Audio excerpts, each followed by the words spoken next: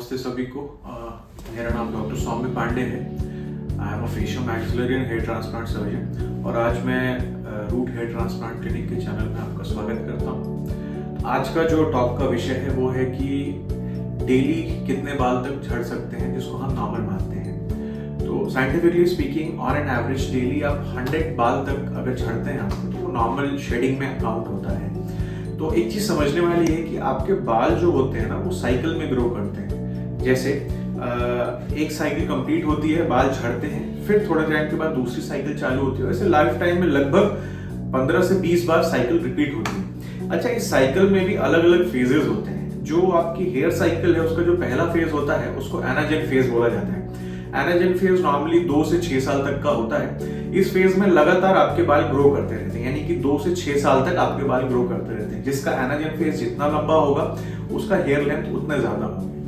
अच्छा, एनाजेन के बाद सेकंड फेज जो आता है उसको हम कैटेजेन बोलते हैं। कैटेजेन में आपके बाल ग्रो करना बंद कर देते हैं। अब वहां पे रूट जो बालों की होती है वो सिकुड़ना चालू कर देती है। मेडिकल टर्म में उसको एपोप्टोसिस बोलते हैं और ये नॉर्मली 2 हफ्ते का फेज रहता है कैटेजेन। इसके बाद जो थर्ड फेज आता है उसे टीलोजेन बोला जाता है, जो नॉर्मली 3 महीने तक का हो सकता है। टीलोजेन फेज में फाइनली आपके बाल जो है वो झड़ जाते हैं, आपके स्कैल्प से बाहर निकल जाते हैं।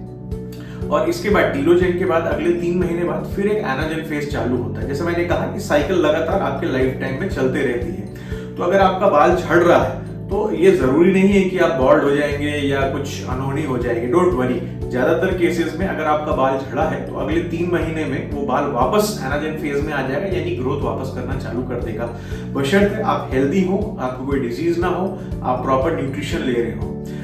इसके अलावा जैसे मैंने कहा कि डेली 100 हेयर्स तक एक एवरेज नॉर्मल माना जाता है। तो इसका ये मतलब नहीं है कि रोज आपके 100 बाल झड़ते हैं। हो सकता है कुछ समय में आपके दिन में 15 से 20 बाल झड़े, कुछ समय में 150 से 200 बाल झड़े दिन में। और एन एवरेज ईयरली एवरेज जो है उसको इसीलिए माना जाता है कि डेली आपके 100 बाल तक झड़ना नॉर्मल माना जाता है। अच्छा, इसमें कई बार आपने देखा होगा कि बाल झड़ रहे हैं तो एंड में सफेद रंग की रूट होती है तो लोग घबरा जाते हैं कि हमारे जड़ से बाल झड़ रहे हैं। ऐसा नहीं है। वो जो व्हाइट पोर्शन है वो आपका, जो मैंने बताया था कि अपोप्टोटिक रूट रहती है या जो रूट डीजनरेट हो चुकी होती है वो रूट रहती है। अगेन फीमेल्स में नॉर्मली बाल क्योंकि लेंदी होते हैं, अगर आपके बाल झड़ रहे हैं और प्रॉपर लेंथ में बाकी मतलब आपके जो बाल के नॉर्मल लेंथ है उतनी ही लेंथ के बाल झड़ रहे हैं तो ये मान के चलिए वो उस हेयर फाइबर ने अपनी पूरी लाइफ साइकिल कंप्लीट करके वो झड़ा है, तो घबराने की बात नहीं। लेकिन अगर आप नोटिस कर रहे हैं कि आपके बाल जो झड़ रहे हैं वो नॉर्मल आपके जो बाल के लेंथ है उनसे छोटे हैं तो फिर वहां पे थोड़ा सा सिचुएशन ठीक नहीं है। आपको फिर किसी डॉक्टर से एक बार चेकअप करवाना चाहिए, क्योंकि वो बाल अपनी लाइफ साइकिल पूरी नहीं कर पाने से पहले ही झड़ जा रहा है। तो ये आपको चेक करवाना चाहिए। नॉर्मली मेल्स में क्योंकि बाल छोटे ही रहते हैं तो इस बेसिस पे जज कर पाना थोड़ा सा मुश्किल होता है। थैंक यू, होप ये कंटेंट आपको अच्छा लगा।